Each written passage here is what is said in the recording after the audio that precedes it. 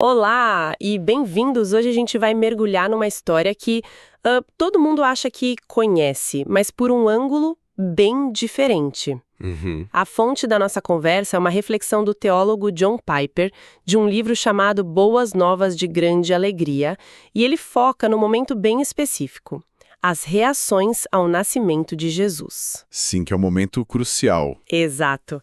E a nossa missão aqui é entender como a mesmíssima notícia provocou duas respostas, assim, completamente opostas. E o ponto de partida já quebra uma expectativa, né? Totalmente, porque quando a gente pensa em oposição, a primeira imagem é de conflito, de hostilidade. Mas a análise de hoje sugere que a oposição mais poderosa e talvez, sabe, mais comum seja outra coisa. A indiferença, o silêncio total. Isso. A completa inércia. E para a gente sentir o peso dessa indiferença, é fundamental entender o clima em Jerusalém naquele momento. Não era um dia qualquer, né? Não mesmo. A fonte destaca uma frase em Mateus que é, assim, explosiva. Tendo ouvido isso, alarmou-se o rei Herodes e com ele toda a Jerusalém. Certo. A gente precisa parar e pensar no que isso significa. Não é que o rei ficou um pouco preocupado. A palavra usada sugere pânico. Um terror que se espalhou pela cidade inteira. Nossa. A chegada de sábios do Oriente perguntando por um novo rei dos judeus era uma notícia com potencial para um golpe de Estado, uma guerra civil. E Herodes era um rei fantoche de Roma, né? Exato. Paranoico e notoriamente cruel. Então a cidade inteira prendeu a respiração. Certo, então o cenário de crise iminente. É nesse caldeirão de medo e tensão que a primeira reação que a gente vai analisar acontece. E ela é a mais desconcertante de todas. Sem dúvida. Herodes, em pânico, faz o que qualquer líder faria. Ele chama seus especialistas.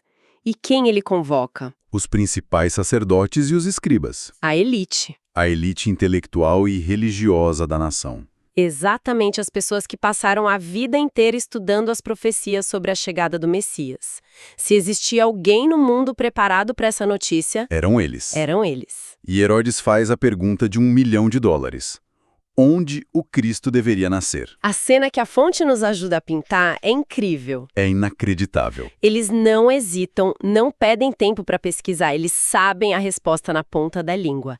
Citam a profecia de Miqueias e Tu, Belém, terra de Judá. Eles dão o endereço exato. Basicamente, entregam o mapa do tesouro para o rei. E depois? E depois, nada. Absolutamente nada. Nada. Nada.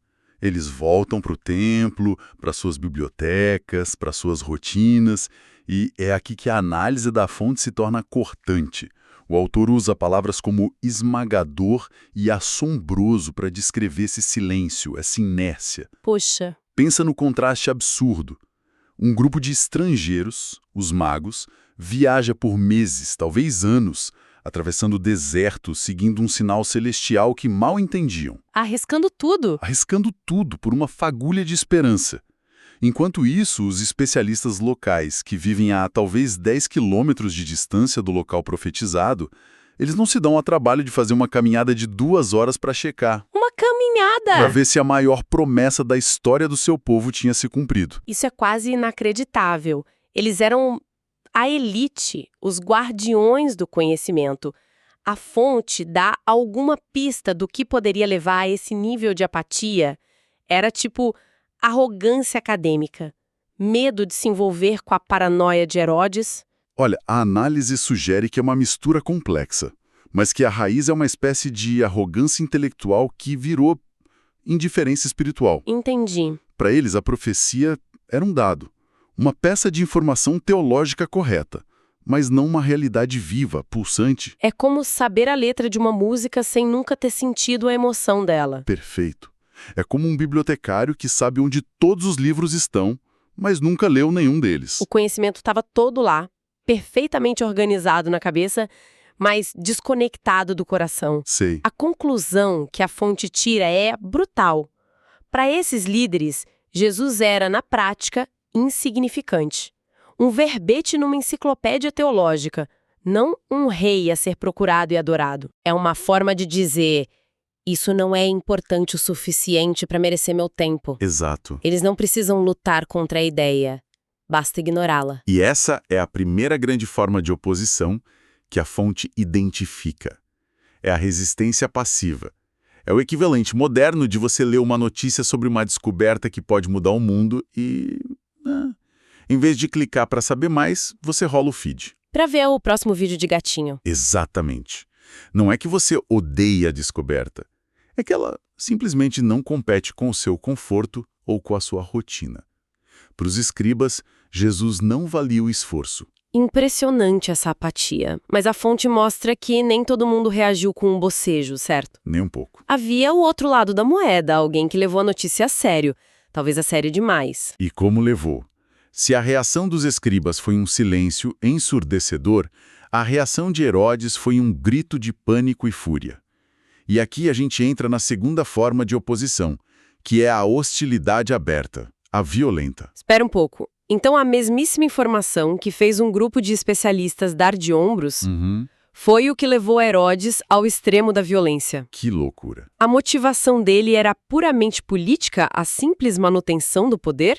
Ou a fonte sugere um medo mais pessoal? A análise aponta para algo mais visceral. Claro, a ameaça política era real. Herodes sabia que seu poder era frágil. Mas a reação dele não é a de um estrategista político frio. Não.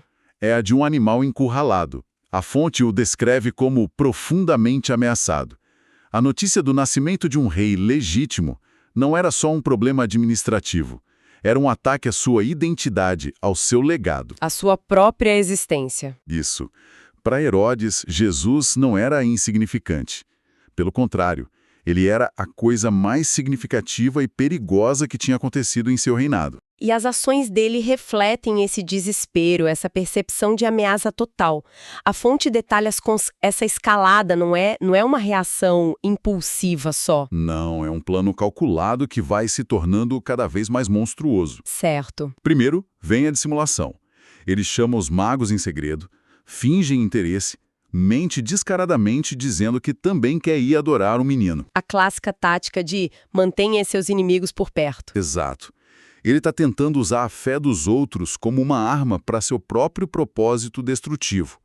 Mas quando esse plano falha, quando os magos não voltam, a máscara cai.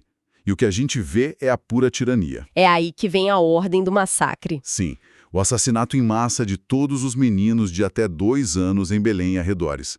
É uma atitude de terra arrasada. Meu Deus. Ele está disposto a destruir dezenas, talvez centenas de famílias, a afogar uma cidade inteira em luto para eliminar uma única ameaça em potencial. E a lógica é distorcida, né? Pensa na lógica.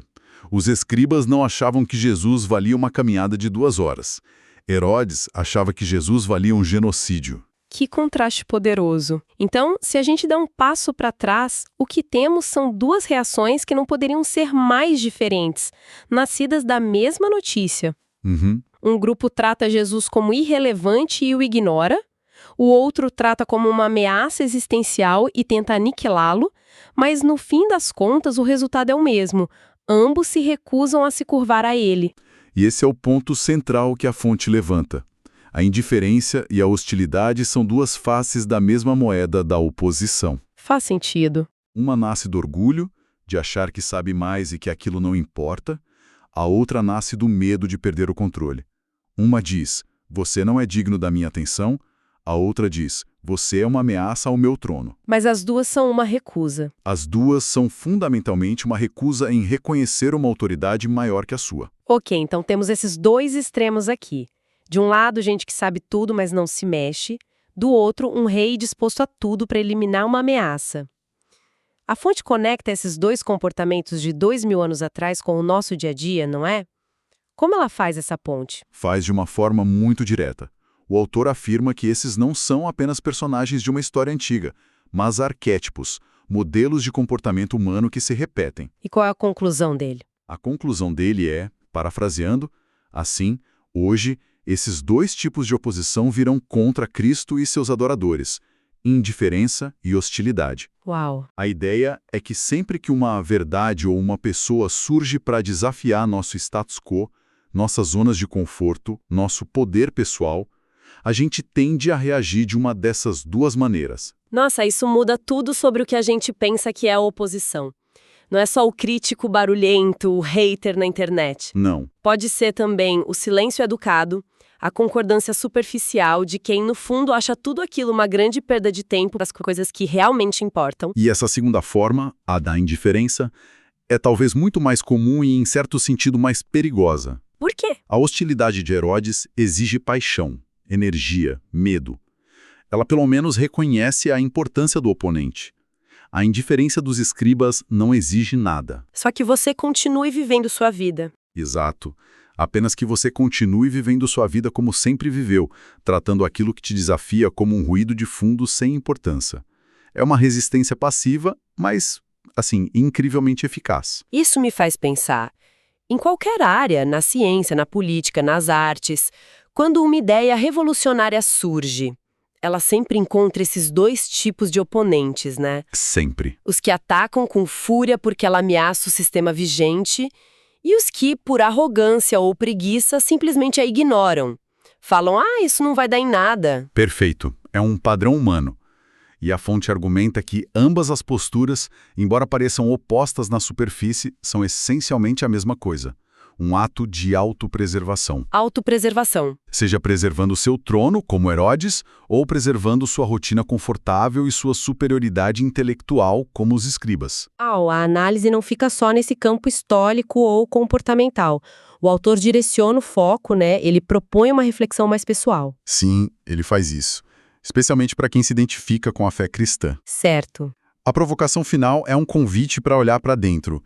A fonte sugere que o período do Natal, geralmente visto como de paz e alegria, seja também um momento para encarar o custo real de seguir essa figura. O custo. Se o nascimento dele já provocou reações tão extremas, de indiferença total a ódio assassino, o que significa de fato se alinhar a ele? Não é uma questão trivial. É um convite à autoavaliação, então, para além das canções e das luzes. Exatamente. E com base nisso, qual seria a grande questão que fica para a gente refletir depois de analisar tudo isso? Acho que a grande questão que vai além do texto é a seguinte. A análise de hoje focou em como grupos externos reagiram a Jesus. Mas a reflexão mais desconfortável talvez seja sobre como essas duas tendências, a indiferença apática e a hostilidade defensiva, se manifestam de forma sutil dentro da gente. Não como uma oposição declarada, sabe? Mas como uma resistência silenciosa. Onde é que, na nossa vida, nós agimos como os escribas? Onde a gente sabe o que fazer, mas... Exato. Onde a gente tem um conhecimento claro do que seria o certo, o melhor, o mais corajoso a fazer, mas simplesmente não se dá o trabalho porque a inércia é mais confortável. E o lado de Herodes? E onde a gente age como Herodes? Qual é o trono pessoal, seja um hábito, um relacionamento, uma ambição, o controle que defendemos com unhas e dentes, reagindo com hostilidade velada a qualquer coisa ou qualquer um que ameace tirá-lo de nós. Nossa, é uma pergunta forte. A história de Belém vista por esse ângulo deixa de ser sobre eles e passa a ser sobre um espelho. Um espelho que revela nossas próprias resistências mais profundas.